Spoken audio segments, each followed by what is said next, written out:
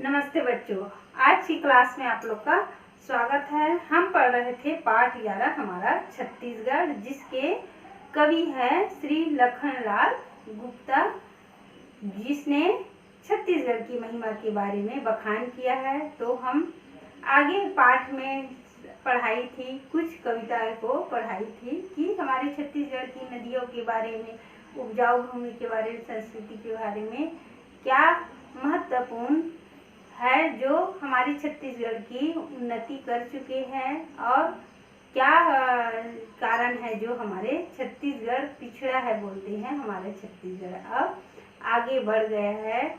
उसी को इस पाठ में छत्तीसगढ़ की महिमा को, छत्तीसगढ़ की भूमि के बारे में, छत्तीसगढ़ की खनिज संपदा, वन संपदा के बारे में बताया गया है। तो आगे की कविता को फिर पढ़ते हैं।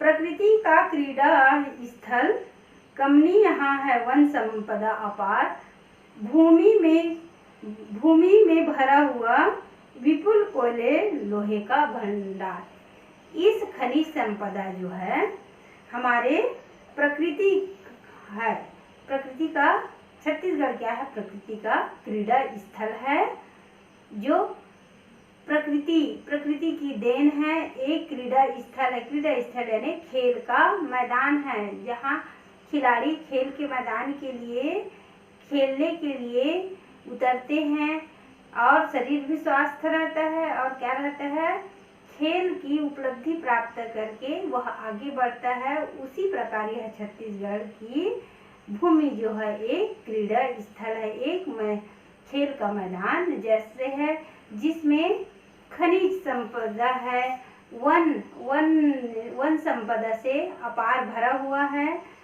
हमारे छत्तीसगढ़ में किधर भी जाओ पूरे जंगल है, वन है, उद्यान है, कांकेर तरफ जाओ, इधर महासमुंद जाओ तो क्या है, खनिज संपदा जो है, वन संपदा है, अपार भरा हुआ है। बस्तर में जाओ बहुत वन संपदा है। तो जहाँ वन संपदा है बच्चों, वहाँ की भूमि जो है क्या है, उपजाऊ है, हरा भरा है। वन ही रहने से क्या होता है, सही समय में वर्षा होती है, मौसम के अनुकूल रहता है, न ठंडी के समय में ठंडी, गर्मी के समय में गर्मी और बारिश के समय बारिश। तो सही समय में वर्षा होने से क्या होती है, यहाँ फसल भी उत्पन्न हो जाते हैं, फसल भी उत्पादन कर लेते हैं।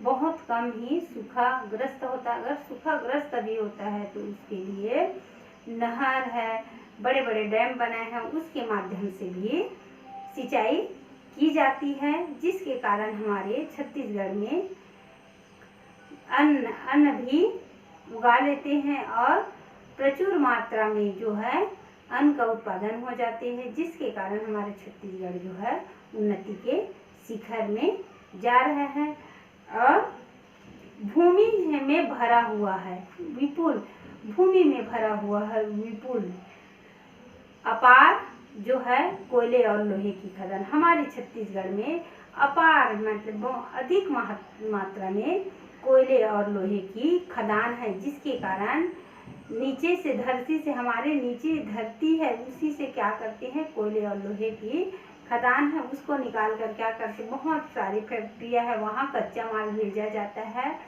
और वहाँ से लोहा बनाया जाता है, सीमेंट बनाया जाता है, बहुत सारी चीज़ें फैक्ट्री में तो बनाए जाते हैं, जिसके कारण लोगों को रोजगार भी मिला है। जिसके कारण ये, अगर हमारे धरती में सही मात्रा में, अपार मात्रा में कोयले और लोहे की खदान ही नहीं रहता तो क्या लोहे बन जाता, तो फिर उसको बहुत सारी प्रक्रिया होता है। लेकिन कच्चा माल की सुविधा भी है, यातायात की साधन भी है, ट्रेन से माल आ जाता है, तो सब सुविधा होने के कारण बहुत सारे कंपनियां भी है, जिसके कारण भी उन्नति हो रही। तो कहाँ से हो रहे हैं, यही वन संपदा और यही खनिज संपदा से।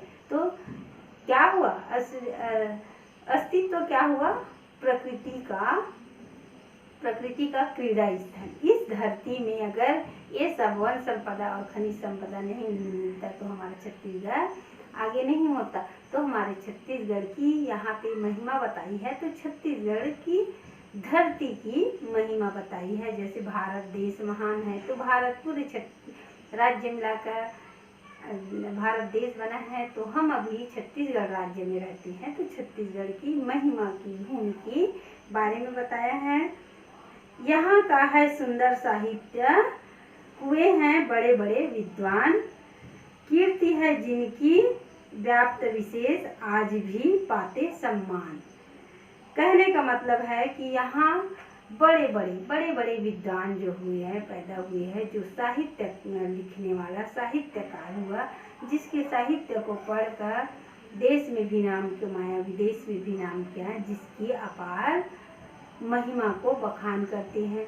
जैसे उदाहरण के रूप में ले लेते हैं पंथी नृत्य में देवदास बंजारे जो थे, और पंडवानी गायक जो है तीजन बाई थी, उसने छत्तीसगढ़ की एक सामान्य इंसान, सामान्य नारी होकर क्या किए, विदेशों में, अपने देश में नाम कमाया ही तो कमाया है, विदेश में भी जाकर उसने अपना ख्याति प्राप्त कर लिए हैं, जिसके कारण इस छत्तीसगढ़ को विदेशों में भी जाना गया, पूरे भारत में भी अच्छे से जाना गया कि छत्तीसगढ़ की कहाँ से आई है। कोई भी बोल है ये बहुत सुंदर गायिका है, कहाँ से आई, तो छत्तीसगढ़ राज्य से आई है। देवदास बंजारे जो थे नृत्य गायक थे, पंथी नृत्य गायक थे, वो भी अपने देश में तो नाम कमाए थे पूरी तरफ, और विदेशों में भी उसको ख्याति प्राप्त, विदेशों में भी अपना प्रोग्राम देने जाते थे। तो इस प्रकार से इन्हीं लोग, इन्हीं साहित्यकार, इन्हीं विद्वानों के कारण जो है छत्तीसगढ़ का नाम जो है विदेशों में, बाहर में भी अधिक मात्रा में लिया जाता है। कीर्ति है इसकी व्याप्त विशेष आज भी पाते सम्मान। इसकी कीर्ति जो छवि है आज भी इस साहित्यकारों, पत्रकारों, बहुत सारे सभी को ले लो, इतने नाम के साथ, सम्मान के साथ उसका नाम लिया जाता है। और आज भी उसकी कीर्ति, उसकी महिमा, उसकी यादें को याद करके सभी लोग जानते हैं, और उन्हीं लोग के कीर्ति के कारण जो है इस छत्तीसगढ़ का नाम भी आगे गया है। क्यों? साहित्य लिखा कहाँ है, तो क्या आप बोलेगा छत्तीसगढ़ का है, ये इस आदमी ने लिखा है, तो क्या है, यहाँ की ख्याति उन्हीं लोग के कारण जो है आगे प्रचार हुआ, तो सभी लोग जानने लगे। तो इस कारण बड़े बड़े विद्वान भी यहाँ छत्तीसगढ़ राज्य में पैदा हुए हैं। नहीं यह कभी किसी को फूल जल से करता है उपकार, उर्वरक इसकी पावन भूमि अन्न उपजाती है विभिन्न प्रकार। यहाँ की भूमि है, यहाँ की धरा है, यहाँ की धरती है, जिसकी महिमा मैं क्या बखान करूँ, यहाँ की धरती की महिमा मैं क्या बखान करूँ, जो जितना भी बखान करूँ वह कम है। क्यों कम है? क्योंकि यहाँ की वो धरती, इसकी महिमा जो है बहुत अधिक मात्रा में संपन्न है, जिसके कारण जो है अपना छत्तीसगढ़ की पावन भूमि जो है बहुत उन्नति कर चुका है, बहुत आगे बढ़ चुका है। और इसमें कवि ने यह कहा है कि प्रगति के विकास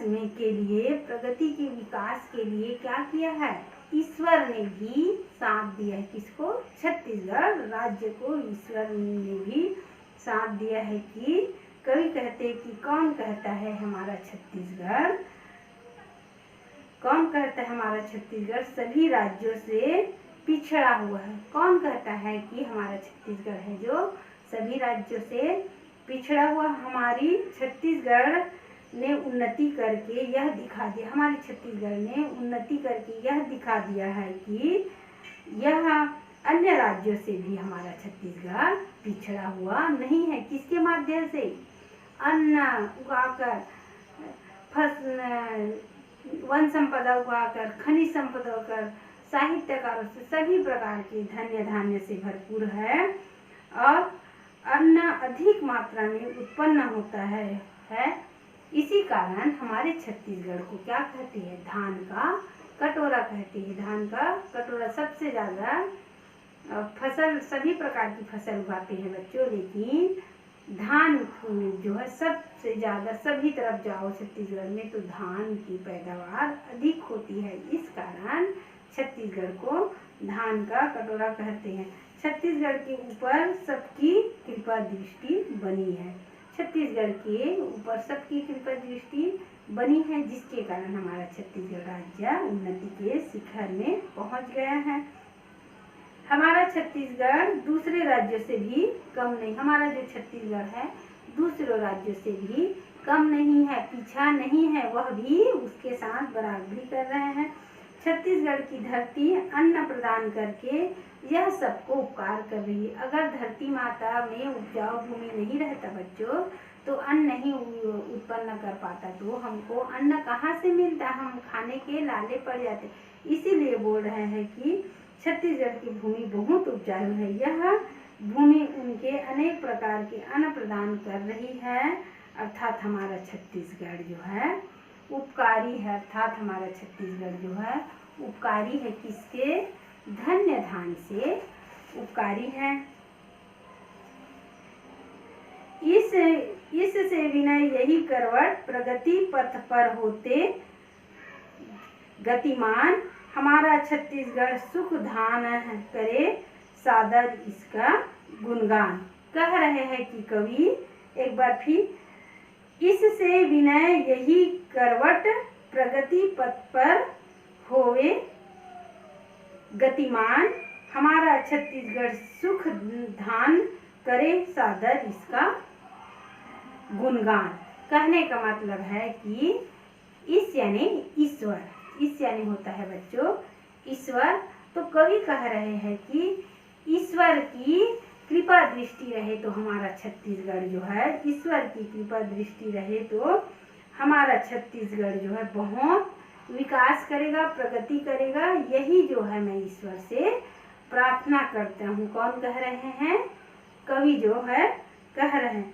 इस कविता में कवि ने अपने, इस कविता के माध्यम से कवि ने यह बताने की कोशिश की है कि दोनों हाथ को जोड़कर, दोनों हाथ को जोड़कर, मैं भी जोड़ सकती हूँ बच्चों, आप लोग भी जोड़ सकते हो कि दोनों हाथ को जोड़कर अपने इस हमारा छत्तीसगढ़ का सदा प्रगति करे, सदा उन्नति करे, सदा आगे प्रेषित रहे, आगे बढ़ता रहे। यही क्या करो, ईश्वर से प्रार्थना करो, विनती करो। हे छत्तीसगढ़ माता, हे छत्तीसगढ़ महतारी, जो हम ईश्वर से प्रार्थना करके विनती करते हैं कि हमारा छत्तीसगढ़ जो राज्य है हमेशा क्या रहे, सुख समृद्धि से भरपूर रहे, अन्न उत्पादन करे, जिससे कोई यहाँ इस राज्य का कोई भूखा ना रहे। और अधिक उत्पादन होने से क्या है, देश के लिए भी अन्न उत्पादन करेगा, जिससे दूसरे देश, दूसरे राज्य में भी भेजकर क्या करे, सदा के लिए, सबके लिए उपकार करे। यही हमारी आपसे प्रार्थना है।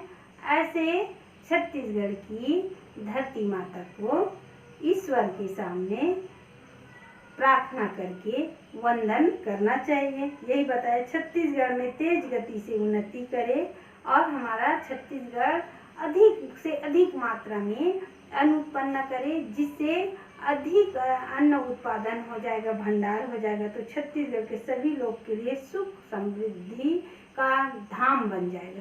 सभी लोग अन्न उत्पादन करेगा तो कहीं पे गरीबी नहीं रहेगा, कहीं पे भूखमरी नहीं रहेगा, तो क्या हो जाएगा, यह सुख का धाम हो जाएगा और सभी जगह छत्तीसगढ़ का सम्मान होगा और सभी जगह, सभी राज्यों में सम्मान हो जाए, सभी राज्यों से आगे बढ़ जाए, तो सभी जगह सम्मान हो जाए कि छत्तीसगढ़ ने बहुत उन्नति कर चुका है। इतने मेहनत करके अन्न उगा लेते हैं और अपने लिए और दूसरे के लिए भी अन्न उत्पादन करके अग्रसर हो। यही जो है कविता में कवि ने बताया है। इस कविता में कवि ने कवि की उन्नति के लिए इस कविता में कवि ने छत्तीसगढ़ की उन्नति के लिए ईश्वर से प्रार्थना की है। क्या क्या की है? ईश्वर से प्रार्थना की है।